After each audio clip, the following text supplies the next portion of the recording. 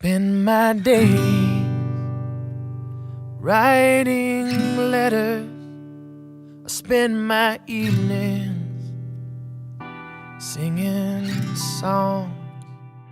Hi everyone, so I'm going to be starting out this tutorial right away. I'm going to be doing half of my face how I would normally do my makeup, and then I'm going to do the other half of my face making some mistakes that we've all made in the past while using makeup. First, I'm applying a primer all over the left side of my face, but since you guys are viewing it as the right side, I'm just going to call it the right side, since it is technically the right side on how you should do your makeup. But yeah, I'm just going to be applying this on the one side because I really think a foundation primer is super important in keeping your makeup on and lasting all day. I always see a ton of people asking how to choose your right foundation shade, and if you have a tan or if you're a little bit lighter, of course that's going to change. What I recommend doing is using the testers and getting it close to the color that's right on your hand. You don't want to do anything too dark because you can always use a bronzer to darken up your face, so I always like to get something maybe a little bit lighter than my skin tone, and then again with the contouring and the bronzer, it really darkens up your face and it gives it a really natural look.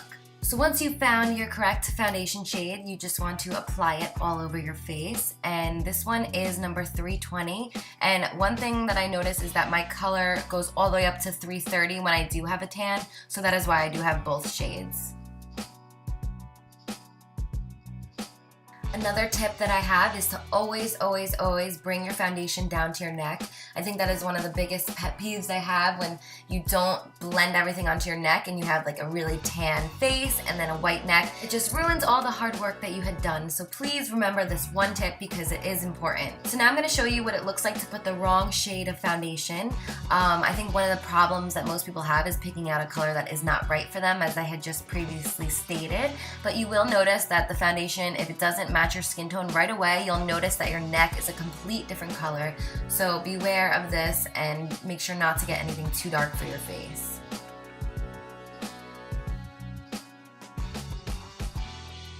So now moving on to brows. The new pomades are huge this year, but I keep seeing a lot of people maybe applying too much of it.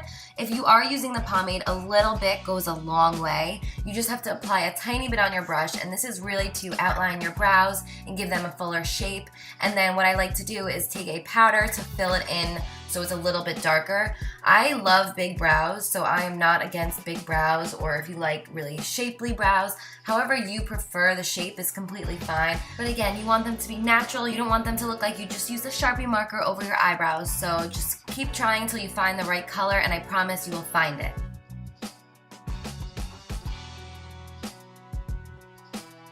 For this side of the eyebrow, I'm using the pomade in the color Ebony, and I'm just overly drawing my eyebrows and making them more square. And I am not hating if you have this type of eyebrow, because on some people it really does look good, but it's when it's completely penciled in and it doesn't look natural, that's when it looks crazy. And I have old pictures where I used to do my eyebrows like this, so I have been there. We all have to do it just to learn our lesson, and I finally did. And I think I found the right color for my brows. I know a lot of people disagree and still think my eyebrows are too thick, but I love big brows, always have, and I always will.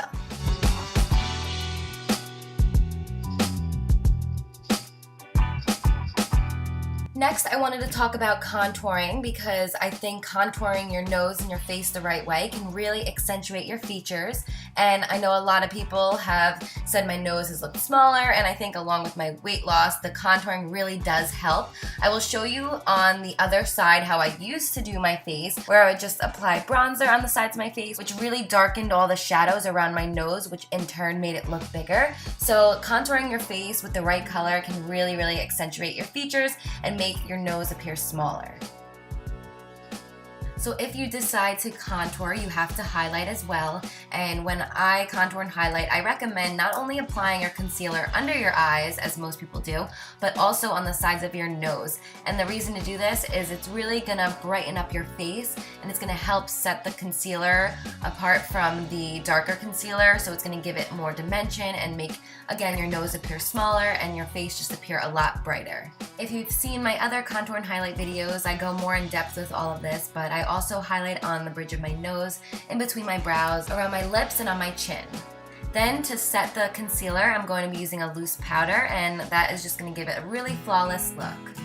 So as you can see, since I lighten the shadows on the sides of my nose, it does make it appear a lot smaller. So that is the goal we were looking for in a perfect highlighting contour. So now for this side of the face, we're not going to be contouring at all, but I'm just going to be applying a little bit of concealer underneath my eyes, and I think that's one of the worst things you can do because it's going to look like a white circle right around your eyes, and then if you have any darker shadows on your nose, it's just going to throw it all off. Next up for bronzer, I just like to apply it right on my cheekbones, around the sides of my forehead, also on my chin, and also bring it down to your neck. You only need a little bit of bronzer. A little bit goes a long way, so don't go bronzer happy and apply it all over your face because it's all about highlighting and contouring in the right parts of your face to give your face that flawless finish. An important step you can't forget is to blend everything in, and I like to just use my foundation brush. That way there's no sharp lines. For this side of my face, I'm going to be applying my bronzer all over my cheeks and under my eyes and on the sides of my nose, and I'm going to make it look really muddy. And this is always how I used to apply my bronzer, like in the end of middle school and the beginning of high school. And I cannot tell you what I was thinking, but if you were tan, that was the best, and I just wanted to be as tan as possible. And of course, you got to forget to add the bronzer to your neck so you have that nice sharp line. For blush, again with the motto that a little bit goes a long way, I just like to apply a little bit right over where the bronzer was and just to give it a little bit of a glow.